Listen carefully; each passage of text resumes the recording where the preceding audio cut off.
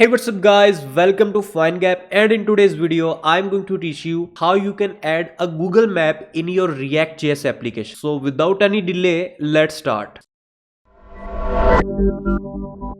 First of all, you can see that I have set up a React.js project and open my app.jsx file. Next, you need to go to Google and type here Google Map.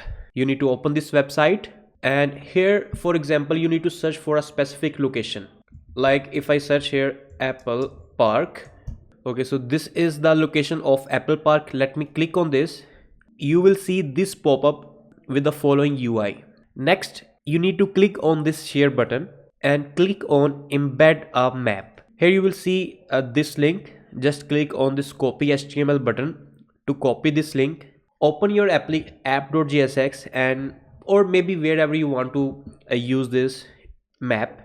Just you need to paste this here like this. Okay, one thing, in React.js we give style in the form of an object, so you need to type here like this, otherwise you will see an error. Okay, now let me refresh. So you can see that the app is displaying on our screen.